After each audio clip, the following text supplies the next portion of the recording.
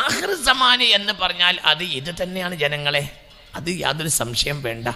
വളരെ കുറഞ്ഞ കാലഘട്ടം കൊണ്ട് മഹ്ദി ഇമാം പ്രത്യക്ഷപ്പെടാനുള്ള സാധ്യത കൂടുതലാണ്. അള്ളാഹു കാക്കട്ടെ. അത് വളരെ പെട്ടെന്ന് മഹ്ദി ഇമാം വെളിവാകും. വളരെ പെട്ടെന്ന് പറഞ്ഞാൽ വളരെ പെട്ടെന്ന് മഹ്ദി ഇമാം വെളിവാകും. മഹ്ദി ഇമാം ഇന്ന് ഭൂമിയിൽ ജീവിച്ചിരിപ്പുണ്ട്. അതിൻ്റെ എല്ലാ അടയാളവും ഭൂമിയിൽ കണ്ടുകൊണ്ടിരിക്കുന്നുമുണ്ട്. മഹ്ദി ഇമാം റളിയല്ലാഹു അൻഹു ഭൂമിയിൽ വെളിവാകാനുള്ള സമയം ആയിട്ടുണ്ട്. അത് വളരെ പെട്ടെന്ന് വെളിവാകും. അള്ളാഹു തആല കാത്തുരക്ഷിക്കട്ടെ. അതെന്ന് എന്നൊരു കൃത്യത ഞാൻ പറയാൻ ബുദ്ധിമുട്ടുണ്ട്. എങ്കിലും നീളാനുള്ള സാധ്യത ഇല്ല. ഒരു 10-15 കൊല്ലം ഏറെ വന്നാൽ ഒരു 15 കൊല്ലം അത്രയും വരൂ. അതൊന്നും വരൂല. ഏറെ വന്ന ഒരു 15 കൊല്ലത്തിനുള്ളിൽ മഹ്ദി ഇമാം വെളിവാകും. റളിയല്ലാഹു അൻഹു. ഉറക്കപ്പറ റളിയല്ലാഹു അൻഹു. 40 വയസ്സായാലാണ് മഹ്ദി ഇമാം വെളിവാവുക എന്ന് മുഹമ്മദ് മുസ്തഫ സല്ലല്ലാഹു അലൈഹി വസല്ലം. 40 വയസ്സായാലേ മഹ്ദി ഇമാം വെളിവാവുകയുള്ളൂ. 40 വയസ്സ് കഴിയണം. മഹ്ദി ഇമാം വരണമെങ്കിൽ 40 വയസ്സ് കഴിയണം. അതിൻ്റെയൊക്കെ സമയം ആയിട്ടുണ്ട്. അതിൻ്റെയൊക്കെ സമയം ആയിട്ടുമുണ്ട്. അതെപ്പോഴും വെളിവാകാനുള്ള സാഹചര്യം ഉണ്ട്. മുഅ്മിനീങ്ങളെ ചിന്തിക്കണം. അപ്പം മഹ്ദി ഇമാം വെളിവാകുന്ന കാലത്തിനെ പറ്റി മുത്ത് മുഹമ്മദ് മുസ്തഫ എൻ്റെ മഹ്ദി ഇമാം വെളിവാകുന്ന കാലഘട്ടം മുലിഅത്തിൽ അർളു ജൗറൻ വളുൽമൻ, ഭൂമിയിൽ നിറയെ അക്രമവും അരാജകത്വവും നിറക്കപ്പെടും. ആ കാലത്താണ് മഹ്ദി ഇമാം വെളിവാവുക എന്ന് മുഹമ്മദ് മുസ്തഫ. സിഹാഹു സിത്ത നിറയെ ഈ ഹദീസ് കാണാൻ കഴിയുന്നുണ്ട്. മുലിഅത്തിൽ അർളു ജൗറൻ വളുൽമാ, ഭൂമി നിറയെ എല്ലാ രാജ്യങ്ങളിലും എല്ലാ പ്രദേശങ്ങളിലും എല്ലായിടത്തും നിറക്കപ്പെടും. എവിടെയും അക്രമം, എവിടെയും പ്രയാസം, എവിടെയും കയ്യേറ്റം, എവിടെയും കൊലപാതകം. യക്സുറുൽ ഹറജു, കൊലപാതകം അധികരിക്കുമെന്ന് മുഹമ്മദ് മുസ്തഫ സല്ലല്ലാഹു അലൈഹി വസല്ലം. എത്രത്തോളം വലിയ കൊലപാതകം മഹ്ദി ഇമാം വരുന്ന കാലത്ത് കൊലപാതകം അധികരിക്കും. മനുഷ്യന്റെ തല വിലയുണ്ടാവില്ല, ഒരു വിലയുണ്ടാവില്ല. മഹ്ദി ഇമാം വരാനായി കഴിഞ്ഞാൽ ആ കാലത്തിന്റെ സ്വഭാവം എന്താ?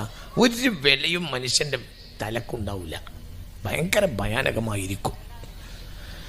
ലാ യദ്രിൽ ഖാതിലു ഫീമാ ഖതല വലാ യദ്രിൽ മഖ്തൂലു ഫീമാ ഖുതില. എന്തിനാണ് കൊല്ലുന്നത് എന്ന് കൊല്ലുന്നവൻ അറിയുകയില്ല. എന്തിനാണ് ഞാൻ ഇവനെ കൊല്ലുന്നത് എന്ന് കൊലപാതകയും അറിയുകയില്ല.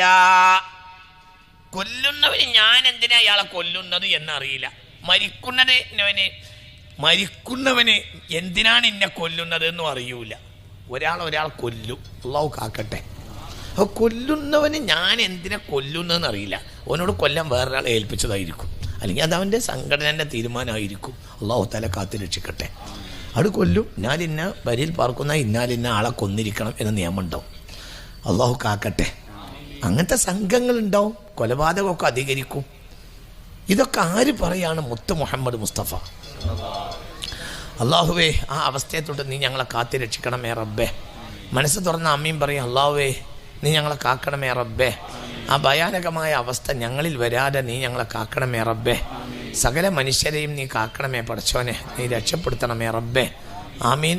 ഓർക്കാമീൻ പറയും. ആമീൻ ആമീൻ ബിറഹ്മതിക യാ അർഹമർ റഹീമീൻ. അപ്പോൾ എന്താ അവസ്ഥ പറയുന്നത്? എന്നാൽ ഹബീബായ നബി പറയാണ്, എന്ത് കൊലപാതകം എന്ന് പറഞ്ഞാൽ എപ്പോഴത്തേയും കൊലപാതകമായിരിക്കും. എപ്പോഴത്തേയും കൊല നടക്കും. കത്തില് എവിടെയും കൊല തന്നെ. കൊലക്കൊന്നും ഒരു വിലയുണ്ടാവില്ല. ഒരു തേങ്ങ ഇടുന്ന വില പോലും ഒരു തല കൊയ്തെടുക്കാൻ ഉണ്ടാവില്ല. അതാണ് ആ കാലഘട്ടം. അങ്ങനെ അങ്ങോട്ട് നിറയും. എല്ലാ നാട്ടിലും കൊള്ളിവെപ്പ്, കൊലപാതകം ഇത് തന്നെ. ഇതെവിടെയും ഇങ്ങോട്ട് അധികരിക്കും എന്ന് മുഹമ്മദ് മുസ്തഫ. എന്തിനാ ഒരാളെ കൊല്ലുന്നവന് പോലും അറിയില്ല എന്തിനാ ഞാൻ ഇയാളെ കൊല്ലുന്നത്, അതും അറിയൂല. അതെന്തോ തീരുമാനമായിരിക്കും. അപ്പോൾ അവന് അതിൻ്റെ ഒരാളായിരിക്കും. അപ്പോൾ അവനോട് ആ തീരുമാനം പറഞ്ഞിട്ടുണ്ടാവും. ഒരു ദയ, മനുഷ്യൻ്റെ മനസ്സിൽ ദയ ഉണ്ടാവുകയില്ല. 4 കാര്യം അന്ന് ഉയർത്തപ്പെട്ടു പോകുമെന്ന് മുഹമ്മദ് മുസ്തഫ. മഹ്ദി ഇമാമൊക്കെ വരാനായി കഴിഞ്ഞാൽ പിന്നെ ദജ്ജാലും ആയല്ലോ. അപ്പോൾ പിന്നെ 4 കാര്യം ഉയർത്തപ്പെട്ടു പോകും. ഏതാ ഈ 4 കാര്യം? ഒന്ന്, തുർഫഉൽ ബറക്കത്തു മിനൽ അർളി, ഭൂമിയിൽ ബർക്കത്ത് ഉണ്ടാവില്ല. അല്ലാഹു കാക്കട്ടെ. ബർക്കത്ത് എന്ന സാധനം ഉണ്ടാവുകയില്ല. നിങ്ങൾ ചിന്തിക്കുക, വെള്ളമില്ലാത്ത എത്ര നാടുണ്ട് ഇപ്പോൾ തന്നെ നമ്മളെ നാട്ടിൽ. എന്നാൽ ഈ കൊല്ലം പെയ്ത മഴ എത്ര മഴ പോലെ മഴ എന്നാ പെയ്തത്? തോട്ടിൽ വെള്ളമില്ല, കുളത്തിൽ വെള്ളമില്ല. തമിഴ്നാട്, കേരളം, കർണാടക വെള്ളപ്പൊക്കത്തിൽ മുങ്ങി. എന്നാൽ ഈ കൊല്ലം ഉണ്ടായ വെള്ളപ്പൊക്കം എത്രയാണ് നിങ്ങൾ ചിന്തിച്ചു നോക്ക്. എന്തായിരുന്നു വെള്ളം? പക്ഷെ ഭൂമിയിൽ ബർക്കത്തില്ല.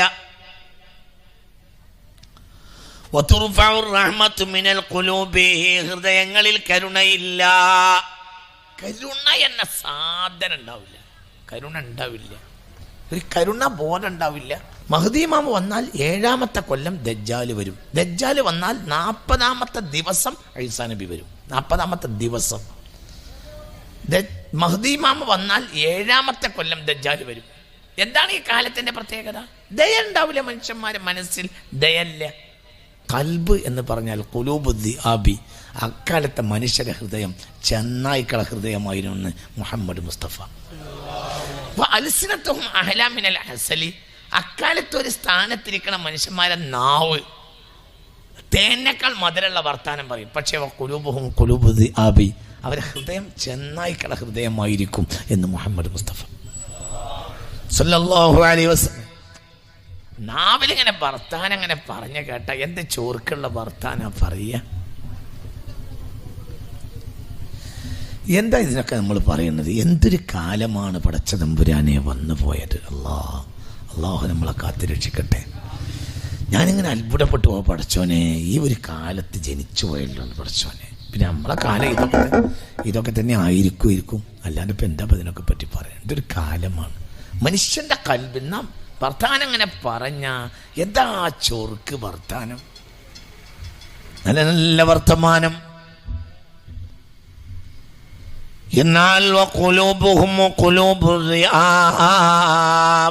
ചെന്നായ്ക്കള ഹൃദയമായിരിക്കും അന്ന് മനുഷ്യനുണ്ടാവുക എന്ന് മുഹമ്മദ് മുസ്തഫ. ഇതിപ്പോ ഇവിടെ ഞാൻ എന്തിനാ പറഞ്ഞത് എന്ന് വെച്ചാൽ, ആ ഖിയാമത്ത് നാൾ ആയി എന്ന് നമ്മൾ മനസ്സിലാക്കണം. ഇല്ലെങ്കിൽ അങ്ങനെ ഉണ്ടാവില്ല. ഇല്ലെങ്കിൽ ഉണ്ടാവില്ല. മതജാതി അല്ല വിഷയം. ജാതി മതം എന്ന് പറയുമ്പോൾ നെഹ്റു ജാതി, നെഹ്റു മുസ്ലിമാണോ? അല്ലല്ലോ. പക്ഷെ മനുഷ്യത്തുള്ള ഒരാളായിരുന്നു. ഇന്ദിരാഗാന്ധി മുസ്ലിമാണോ? അല്ല. പക്ഷെ ഒരു മനുഷ്യത്തുള്ള ആളായിരുന്നു. രാജീവ് ഗാന്ധി മുസ്ലിമാണോ? അല്ല. പക്ഷെ ഒരു മനുഷ്യത്തുള്ള ആളായിരുന്നു. ഗാന്ധിജി, മഹാനായ ഗാന്ധിജി മുസ്ലിമാണോ? ഒരിക്കലും അല്ല. പക്ഷെ വല്ലാത്തൊരു മനുഷ്യത്തുള്ള ഒരാളായിരുന്നു. അതെല്ലാ ജാതിയിലും ഉണ്ടായിരുന്നു മനുഷ്യത്വം. ജാതി മതങ്ങളൊക്കെ പലതുമായിരുന്നു, പക്ഷെ ഭയങ്കര മനുഷ്യത്വം ഉണ്ടായിരുന്നു.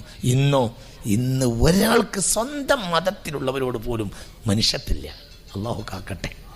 എങ്ങനെ മനുഷ്യനെ ശരിയാക്കാൻ കഴിയുന്ന അപ്പം ആലോചിക്കണം. എങ്ങനെ ഒരാളെ കൊല്ലാൻ കഴിയും, എങ്ങനെ ഒരാളെ പറ്റിക്കാൻ കഴിയും, എങ്ങനെ ഒരാളെ പുറത്താക്കാൻ കഴിയും, ഇതൊക്കെ ഇന്നത്തെ ചിന്ത.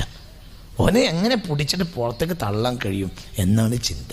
ഒരു ബസ്സിലുള്ള ഒരാൾ കയറിയാൽ പോലും ആ ബസ്സിൽ ഞാൻ ഒറ്റക്കായെങ്കിൽ എത്ര നന്നായിരുന്നു എന്നാണ് ഓരോരുത്തരും ആലോചിക്കണം. അങ്ങനത്തെ ഒരു കാലം. ഹൃദയത്തിൽ കരുണ ഇല്ല.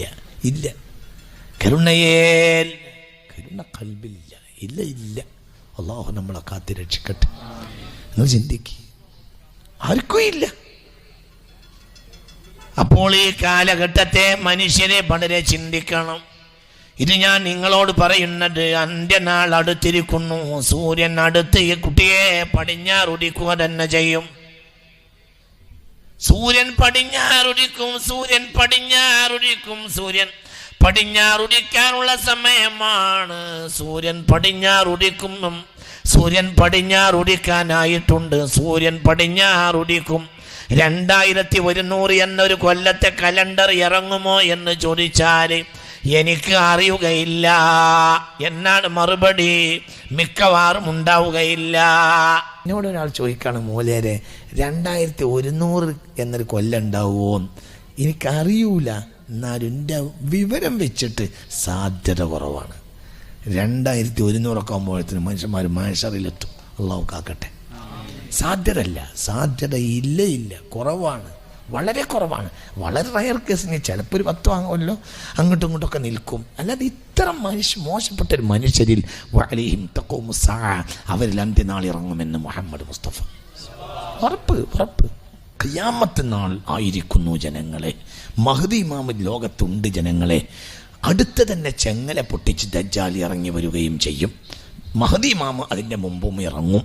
അതിനെപ്പറ്റിയൊന്നും നിങ്ങൾ ഇനി ഒരു കാലമുണ്ട് എന്ന് വിചാരിക്കേണ്ട, പെട്ടെന്ന് വരും.